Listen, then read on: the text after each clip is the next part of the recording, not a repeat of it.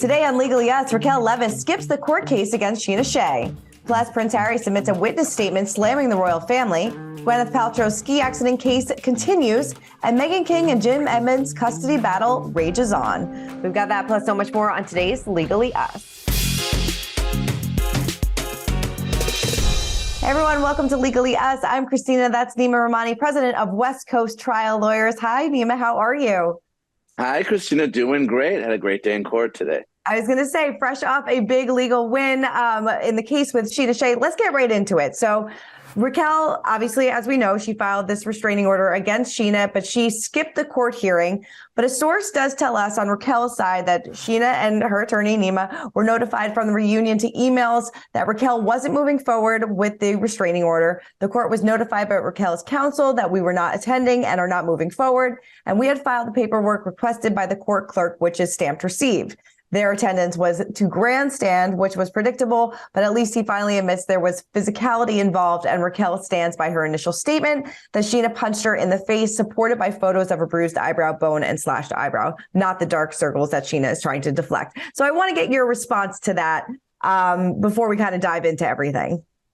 Christina, so much misinformation to unpack here. Mm-hmm. This is California law. You can't just drop a permanent restraining order hearing when you file documents under penalty of perjury. You can't dismiss it. You can't drop it. The hearing was still on calendar. That's California law. That's confirmed by the court and the court's clerk. So today we had to show up. We couldn't risk Raquel showing up and us not being there to defend the restraining order hearing without Scheana. So we did show up and we waited. The judge didn't dismiss the case because Raquel had said anything, because Raquel's lawyer had filed anything. We waited almost an hour and the hearing was scheduled for 8:30. When it was 9:20, the judge took the bench. She said, it's been 50 minutes. I don't see Raquel.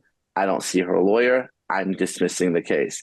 It had nothing to do with anything other than Raquel not showing up today. And that hearing was absolutely on calendar. So anything that Raquel or her lawyer said to the contrary, that's just absolutely not true. Right. So them saying that it's grandstand that you were there, you had to be there to show up and to defend your case in case that she did show up. Absolutely. I mean, Scheana or I had to be there. We both decided to be there. Scheana feels very strongly about this case. I certainly could have represented her as her attorney, but she has taken a personal interest in this case. She felt violated. And today, finally, she felt vindicated when it was clear that there was no evidence of violence or threats of violence. And the judge said, well, look, if Scheana is here, the petitioner, right, which is Raquel, the burden is on her. She has to prove all these allegations. If she's not going to show up, I'm going to dismiss the case. So what happens now? This just kind of goes away. Raquel and Scheana, if they wanted to, they could be in the same room. They could go back to communicating if they chose to do so. Exactly. The restraining order is gone. Communication is okay. They can be as close to each other as they want. I can tell you Scheana wants nothing to do with Raquel, so I don't think she's going to be anywhere near her. And I think some of the other cast members feel the same way, but the restraining order is completely gone. And that's important because, I mean, we saw it with the reunion show. How can you possibly film a reality TV show when one of the cast members has to be 100 yards away from another cast member, their place of work, their home, their vehicle? It just doesn't make sense. Yeah. How was, like you said, Scheana feels vindicated, but how was she feeling while she was in court, and how did she feel afterwards? I mean, she felt confident because I was very confident. I've been saying the whole time that this is a frivolous, non-meritorious petition. Obviously, Raquel and her lawyers, I believe, saw the writing on the wall. They were going to lose if they showed up, and that's why they backed down. Now, they couldn't back down before today's hearing. They said, they're going to drop it and dismiss it, but really, none of that matters. The only thing that matters was would they show up in court today, and they didn't. So the case is over. No, definitely. I believe that when the source told us weekly that that you finally admitted that there was physicality involved, and Raquel stands by her initial statement. So what exactly did they mean by that? I believe in the statement that you said that Scheana did admit to pushing her, but that was after Raquel grabbed her wrist.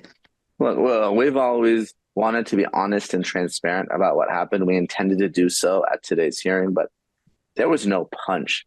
Mhm. Punch never happened. Those dark circles under Raquel's eyes, those have been there for months. She just has that discoloration. I know lots of fans of the show have messaged and commented, pointing all that out. And with respect to the push, Scheana did push Raquel, but it was after Raquel grabbed her wrist. It was a reasonable force. It was necessary. I mean, look, Scheana is at best, maybe 5'5". Raquel, 5'10". She's wearing heels. For Raquel to argue that Scheana could even punch her in the eye or, cut her eyebrow, I mean, that's just absolute inconsistent with the height differential and the size differential of these two women. So, yeah, Scheana did push Raquel off her, but there was no concussion.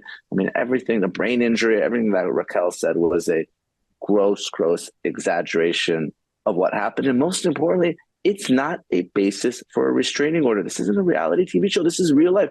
This is something for actual victims of violence, domestic violence, workplace violence, elder abuse, child abuse.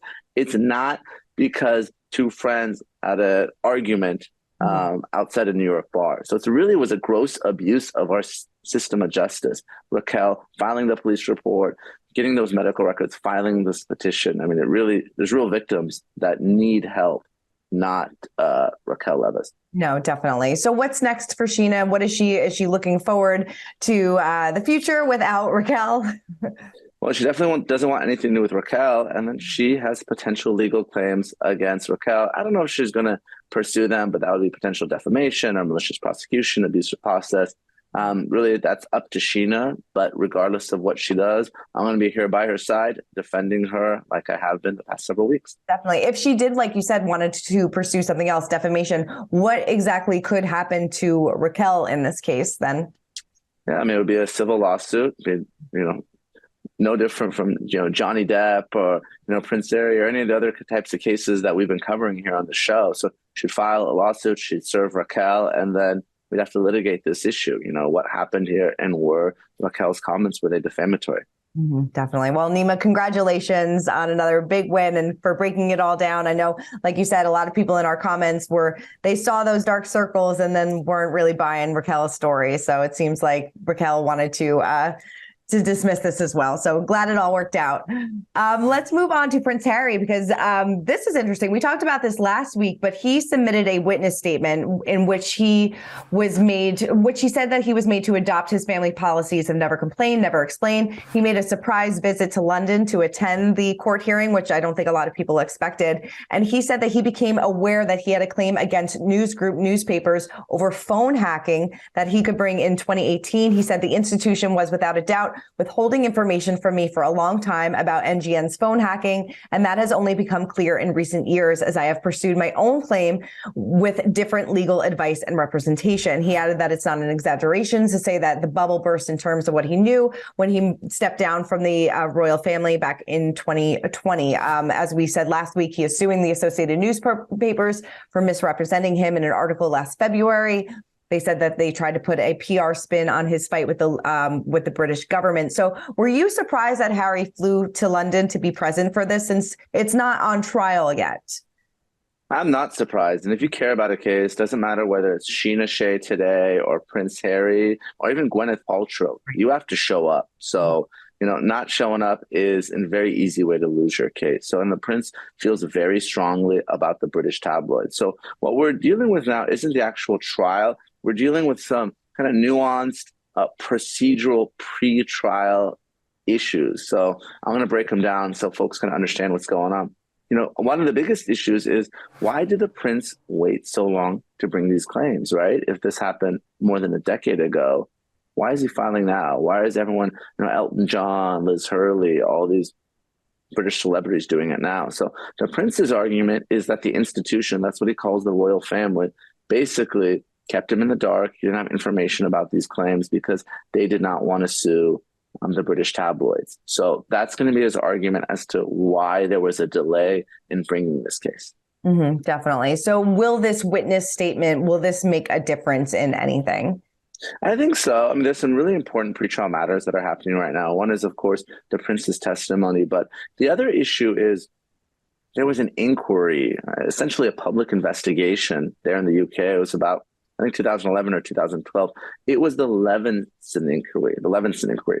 And what happened there was this body, this judicial body, they investigated these allegations, and they told the British press that if you provide information voluntarily, it will be confidential.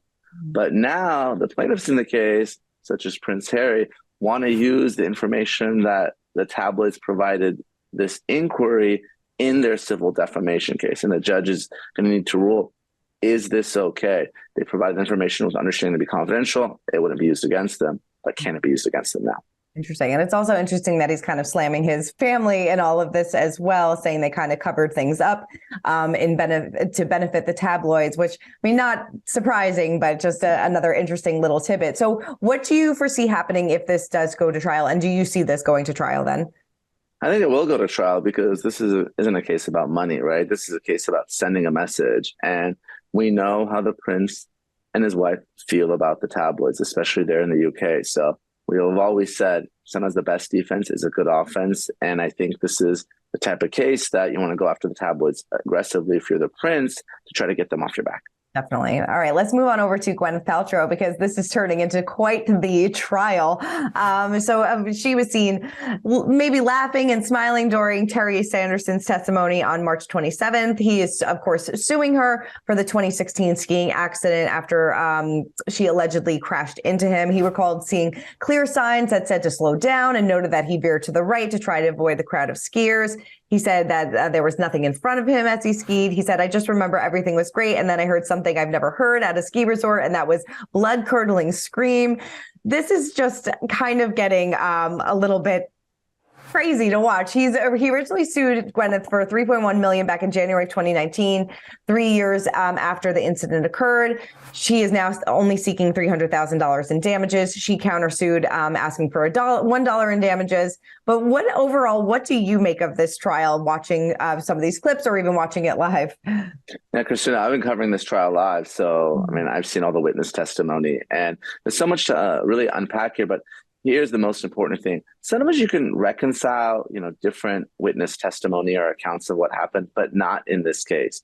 I mean, on one hand, you have someone like Sanderson who was saying he was down the hill and Paltrow slammed into him.